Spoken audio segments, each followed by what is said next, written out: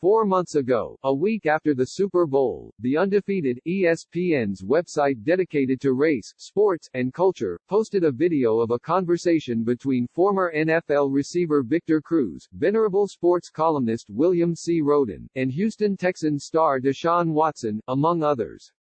The video was part of the undefeated season-long media project titled, The Year of the Black QB, and early in the clip, one of the panelists wondered aloud why current black NFL quarterbacks had not publicly offered support for Colin Kaepernick, who had been, and continues to be, exiled from the NFL ever since his now iconic kneeling protest against police brutality. Watson, the only current black NFL quarterback on the roundtable, spoke up. For me, personally, politics or religion, I stay away, Watson said. Why? Someone asked. There can be a right and a wrong, or a yes or a no, but in reality everyone is going to have their own opinions. So you're fighting a battle that you can't really win, Watson answered. It was the last time Watson spoke in the nearly 5-minute video. He appeared uncomfortable the rest of the time he was on camera, sitting in the middle of the group with his hands folded over his abdomen, his chin nearly on his chest. True to his words, Watson didn't seem to want any part of a discussion about Kaepernick. Which, for a young black quarterback in a league whose leadership and fans were openly hostile to the blackballed quarterback, was frankly understandable. I was reminded of that moment this week when Watson was part of a star-studded cast of current players to appear in a poignant video demanding that the NFL take seriously their protest against systemic racism. Watson appears 19 seconds into the video, asking viewers to ponder a world in which he and other NFL stars were George Floyd, the 46-year-old black man who was killed during an arrest in Minneapolis on May 25.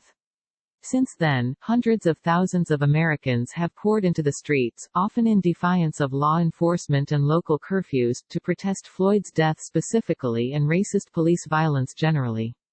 We assert our right to peacefully protest, the players said in unison at the end of the video, titled Stronger Together, after asking the NFL to listen to its players, condemn racism and the systematic oppression of black people, and admit wrong in silencing our players from peacefully protesting. It didn't even take 24 hours for the NFL to publicly concede their argument. The league released its own video of Commissioner Roger Goodell soberly responding to the players' demands from the basement of his house on Friday. We, the National Football League, admit we were wrong for not listening to NFL players earlier and encourage all to speak out and peacefully protest, Goodell said. We, the NFL, believe Black Lives Matter. It was a stunning turnaround for a league that had catered more to Donald Trump than its players during the 2017 kneeling protests, but let's not confuse this sudden change of course with a sincere change of heart.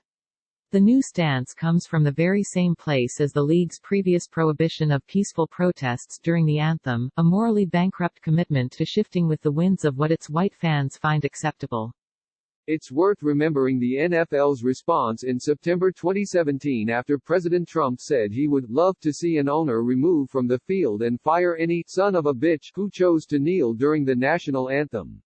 The first impulse of the NFL owners, many of whom had supported Trump's campaign in 2016 and 7 of whom had donated at least $1 million to him, was not to defend their players but to protect the league's bottom line and not offend the president and his supporters.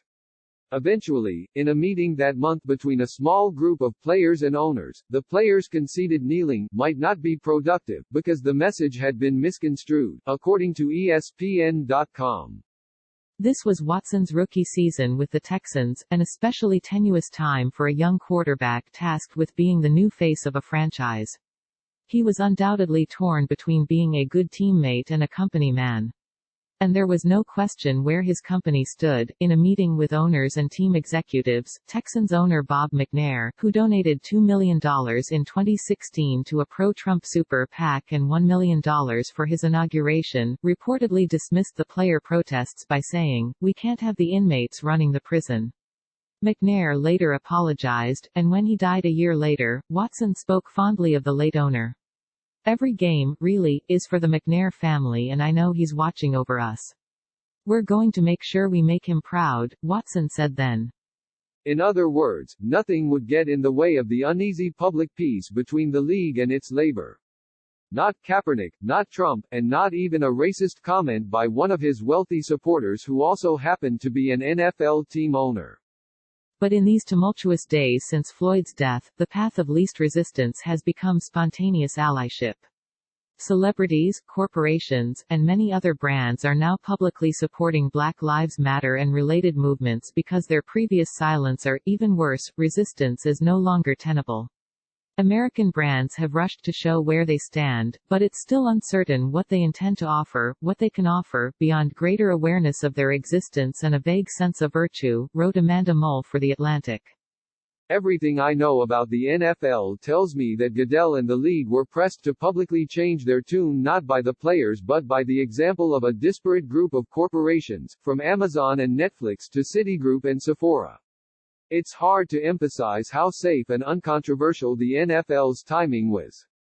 But consider that Goodell's statement came after Taylor Swift tweeted about white supremacy.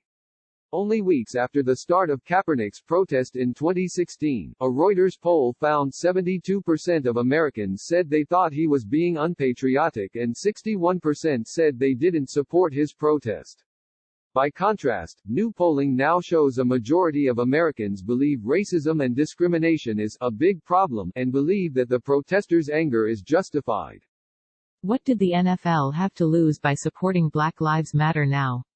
Nothing. Players like Michael Thomas, who collaborated with a rogue NFL social media employee on the viral video, Kansas City quarterback Patrick Mahomes, Watson, and the other young black NFL stars deserve lots of credit for pressuring Goodell to respond and acknowledge the league's earlier shortcomings.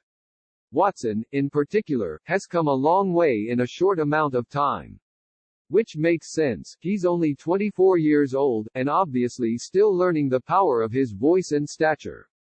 But the players also know which way the wind blows, and they owe a tremendous debt of gratitude to organizers who laid the groundwork for this sort of activism to become mainstream enough that even the NFL can no longer deny it. And it's notable that their video, and Goodell's, makes no mention of one of those organizers, Colin Kaepernick.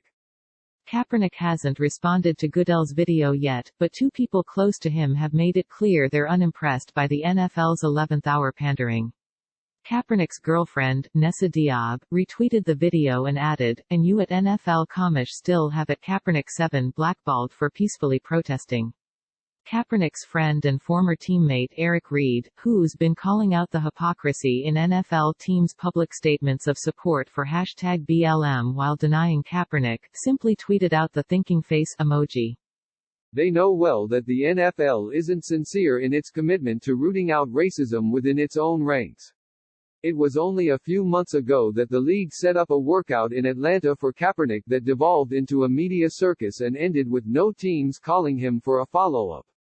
In February, during the build-up to the Super Bowl, the NFL's business partner Jay-Z said it was time to move on past Kaepernick. And it was only a couple weeks ago when Diab called out the NFL for listing Kaepernick as retired on the league's official website. Colin did not retire. "You cowards blackballed him BC. He peacefully protested against police brutality," she tweeted. Kaepernick knows better than almost anyone else that Goodell's empty gestures tell us nothing about what the NFL thinks of black lives. They tell us, instead, what the NFL thinks of white fans.